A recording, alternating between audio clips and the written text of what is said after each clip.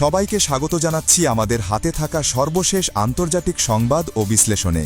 আপনাদের সাথে আছি আমি আমির হামজা। এটি একটি লাইভ টিভি নিউজ বুলেটিন, সরাসরি স্টুডিও থেকে। প্রিয় দর্শক, আজ ৬ মার্চ ২০২৬ যুক্তরাষ্ট্র, ইসরায়েল এবং ইরানের মধ্যকার সরাসরি সামরিক সংঘর্ষে আজ ষষ্ঠ দিন।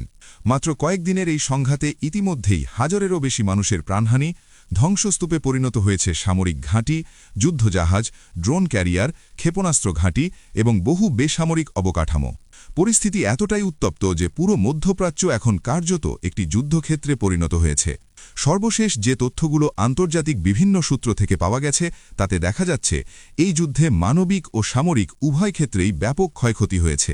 প্রথমেই যদি মানবিক ক্ষয়ক্ষতির দিকে তাকাই, ইরানে এখন পর্যন্ত অন্তত ১,২৩০ জন নিহত হবার খবর পাওয়া গেছে। আহতের সংখ্যা কয়েক হাজার ছাড়িয়ে গেছে বলে ধারণা করা হচ্ছে। অপরদিকে ইসরায়েলে অন্তত ১২ জন বেসামরিক নাগরিক নিহত হয়েছে এবং আহতের সংখ্যা ১,৪০০-র বেশি। যুক্তরাষ্ট্র এই যুদ্ধে সরাসরি ক্ষতে মুখে পড়েছে। কুয়েতে একটি অস্থায়ী অপারেশন সেন্টারে ইরানি হামলায় ৬ জন মার্কিন সেনা নিহত হয়েছে বলে নিশ্চিত করা হয়েছে। এছাড়া উপসাগরীয় অন্যান্য দেশগুলোতে বিভিন্ন হামলায় আরও ৯ জন নিহত হয়েছে। সমুদ্রে সবচেয়ে বড় ক্ষয়ক্ষতির ঘটনা ঘটে যখন ইরানের নৌবাহিনীর ফ্রিগেট আইরিস দেনা ডুবে যায় এবং এতে অন্তত ৮৭ জন ইরানি নাবিকের মৃত্যু নিশ্চিত করা হয়েছে। সামরিক দিক থেকে যুক্তরাষ্ট্র দাবি করছে যে তারা ইতিমধ্যেই ইরানের নৌবাহিনীর ৩০টিরও বেশি যুদ্ধজাহাজ ডুবিয়ে দিয়েছে। এর মধ্যে রয়েছে ফ্রিগেট আইরিস দেনা এবং একটি বিশাল ড্রোনবাহী যুদ্ধজাহাজ, যার আকার দ্বিতীয় বিশ্বযুদ্ধের সময়কার বিমানবাহী জাহাজের সমান বলে দাবি করা হচ্ছে। অন্যদিকে ইসরায়েলের দাবি তারা ইরানের প্রায় ৮০% আকাশ প্রতিরক্ষা ব্যবস্থা এবং ৬০% ব্যালিস্টিক ক্ষেপণাস্ত্র উৎক্ষেপণ ঘাঁটি ধ্বংস করে দিয়েছে। শুধু তাই নয়, ইরানের গুরুত্বপূর্ণ পারমাণবিক স্থাপনাগুলোর ওপরও হামলা চালানো হয়েছে। বিশেষ করে নাতানজের ইউরেনিয়াম সমৃদ্ধকরণ কেন্দ্রসহ বেশ কয়েকটি স্থাপনায় আঘাত হানা হয়েছে বলে জানা গেছে। বিশ্লেষকদের মতে এসব হামলার ফলে ইরানের পারমাণবিক কর্মসূচি অন্তত ২ বছর পিছিয়ে যেতে পারে।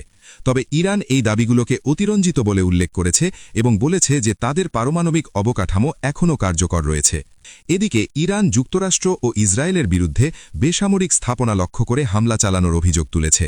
ইরানের দাবি অনুযায়ী অন্তত ৩৩টি বেসামরিক স্থাপনায় হামলা হয়েছে। এর মধ্যে রয়েছে পারান শহরের ২টি স্কুল এবং তেহরানের আজাদি স্পোর্টস কমপ্লেক্সের ১২,০০০ আসনের একটি বড় হল। এসব হামলায় বহু মানুষ আহত হয়েছে বলে ইরান দাবি করছে। আরও একটি গুরুত্বপূর্ণ ঘটনা হচ্ছে তেহরানের ঐতিহাসিক গোলেস্তান প্যালেসে ক্ষয়ক্ষতি। ইউনেস্কো ঘোষিত এই বিশ্ব ঐতিহ্য স্থাপনাটির বিখ্যাত আয়না সজ্জিত সিংহাসন কক্ষ আংশিকভাবে ক্ষতিগ্রস্ত হয়েছে বলে জানা গেছে। স্বাস্থ্য খাতেও হামলার প্রভাব পড়েছে। বিশ্ব স্বাস্থ্য সংস্থা নিশ্চিত করেছে যে ইরানে অন্তত ১৩টি স্বাস্থ্যসেবা স্থাপনায় হামলা হয়েছে। এসব হামলায় ৪ জন নিহত হয়েছে এবং বেশ কয়েকটি হাসপাতাল ও অ্যাম্বুলেন্স ক্ষতিগ্রস্ত হয়েছে। জ্বালানি খাতেও বড় ধরনের প্রভাব পড়েছে। ইরানের বিপ্লবী গার্ড বাহিনী হরমুজ প্রণালী বন্ধ করে দেওয়ার ঘোষণা দেওয়ার পর বিশ্ববাজারে তেলের দাম হঠাৎ করেই বেড়ে গেছে।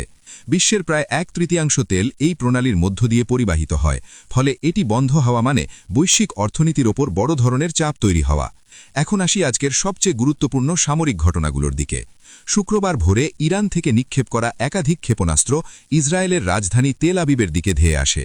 শহরের বিভিন্ন এলাকায় একের পর এক বিস্ফোরণের শব্দ শোনা যায়। ইসরায়েলের জরুরি সেবা বিভাগ জানিয়েছে তারা কয়েকটি ক্ষতিগ্রস্ত স্থানে উদ্ধার কাজ চালিয়েছে।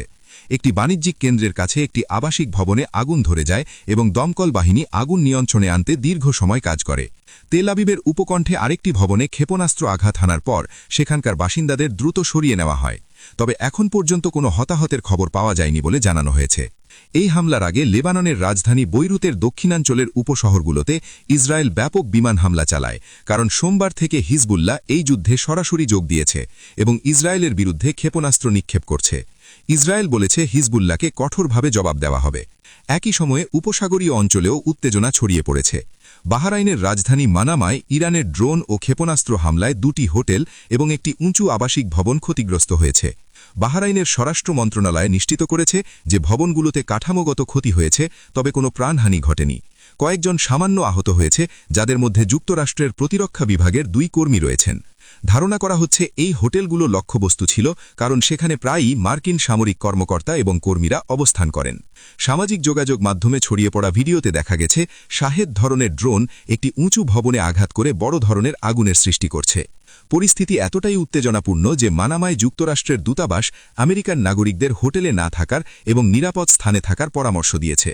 অন্যদিকে কুয়েত থেকেও বিস্ফোরণের খবর এসেছে। কুয়েত সেনাবাহিনী জানিয়েছে গত রাতে তাদের লক্ষ্য করে ড্রোন ও ক্ষেপণাস্ত্র ছোড়া হয়েছে। কুয়েত সিটির দক্ষিণে একটি বিমান ঘাঁটির কাছে বিস্ফোরণ ও আগুনের ভিডিও অনলাইনে ছড়িয়ে পড়েছে। নিরাপত্তাজনিত কারণে কুয়েতে মার্কিন দূতাবাস সাময়িকভাবে বন্ধ ঘোষণা করা হয়েছে এবং সেখান থেকে কর্মীদের সরিয়ে নেওয়ার প্রক্রিয়া শুরু হয়েছে বলে মার্কিন সাংবাদিক জানিয়েছে। কাতারও এই সংঘাতের প্রভাব থেকে মুক্ত থাকতে পারেনি। দেশটির কর্মকর্তারা জানিয়েছেন তারা 13টি ক্ষেপণাস্ত্র প্রতিহত করেছে এবং একটি ক্ষেপণাস্ত্র তাদের জলরাশির মধ্যে পড়েছে। সমুদ্রপথেও সংঘাত তীব্র হয়ে উঠেছে। যুক্তরাষ্ট্রের কেন্দ্রীয় কমান্ড বা সেন্টকম জানিয়েছে যে তারা ইরানের একটি বড় ড্রোনবাহী যুদ্ধজাহাজ ধ্বংস করেছে। অ্যাডমিরাল ব্র্যাড কুপার বলেছেন ইরানের পুরো নৌবাহিনী ধ্বংস করা তাদের মিশনের অংশ এবং তারা এই অভিযান চালিয়ে যাবে। অন্যদিকে ইরান দাবি করেছে যে তারা ওমান সাগরে অবস্থান নেওয়া যুক্তরাষ্ট্রের বিমানবাহী রণতরী ইউএসএস অ্যাব্রাহাম লিঙ্কনকে লক্ষ্য করে ড্রোন হামলা চালিয়েছে। ইরানের বিপ্লবী গার্ড বাহিনীর দাবি তাদের হামলার পর রণতরীটি দ্রুত এলাকা ছেড়ে সরে যায় এবং বর্তমানে প্রায় 1000 কিলোমিটার দূরে অবস্থান করছে। যদিও যুক্তরাষ্ট্র এই দাবি সম্পর্কে এখনও কোনো আনুষ্ঠানিক কোনো মন্তব্য করেনি। সামরিক বিশ্লেষকরা বলছেন যুদ্ধের প্রথম কয়েকদিনে ইরান ব্যাপক সংখ্যায় ক্ষেপণাস্ত্র ও ড্রোন হামলা চালিয়েলেও এখন সেই সংখ্যা দ্রুত কমে এসেছে। যুক্তরাষ্ট্রের এক শীর্ষ সামরিক কমান্ডার জানিয়েছেন ইরানের ব্যালিস্টিক ক্ষেপণাস্ত্র নিক্ষেপের হার প্রথম দিনের তুলনায় 86% কমে গেছে। ড্রোন হামলার সংখ্যাও প্রায় 73% কমে গেছে। এর একটি কারণ হতে পারে যে ইরান তাদের অস্ত্র ভাণ্ডার সংরক্ষণ করার চেষ্টা করছে অথবা যুক্তরাষ্ট্র ও ইসরায়েলের হামলায় তাদের উৎক্ষেপণ ঘাঁটিগুলো ক্ষতিগ্রস্ত হয়েছে। যুদ্ধের শুরুতে ধারণা করা হয়েছিল ইরানের কাছে প্রায় 2000-এরও বেশি স্বল্প পাল্লার ব্যালিস্টিক ক্ষেপণাস্ত্র রয়েছে। তবে ঠিক কত অস্ত্র এখনও অবশিষ্ট আছে তা নিশ্চিত করে বলা সম্ভব নয়, কারণ কোনো দেশই তাদের প্রকৃত অস্ত্র ভাণ্ডারের তথ্য প্রকাশ করে না। অন্যদিকে যুক্তরাষ্ট্র তাদের মানসিক কৌশলে পরিবর্তন আনছে। শুরুতে দূরপাল্লার টমহক ক্রুজ মিসাইলের মতো অত্যন্ত ব্যয়বহুল অস্ত্র ব্যবহার করা হলেও এখন তুলনামূলক কম খরচের JDAM বোমা ব্যবহার করা হচ্ছে। এগুলো সরাসরি লক্ষ্যবস্তুর উপর নিক্ষেপ করা যায় এবং দ্রুত হামলা চালাতে কার্যকর। বিশ্লেষকরা বলছেন এই কৌশল অবলম্বন করলে যুক্তরাষ্ট্র দীর্ঘ সময় ধরে যুদ্ধ চালিয়ে যেতে পারবে।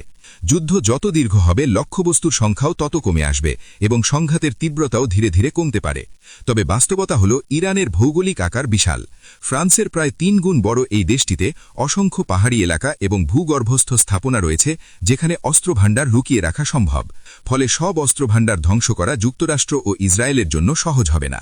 সাম্প্রতিক ইতিহাসও দেখায় যে শুধু আকাশপথে হামলা চালিয়ে কোনো শক্তিশালী সশস্ত্র গোষ্ঠী বা রাষ্ট্রকে পুরোপুরি পরাজিত করা কঠিন।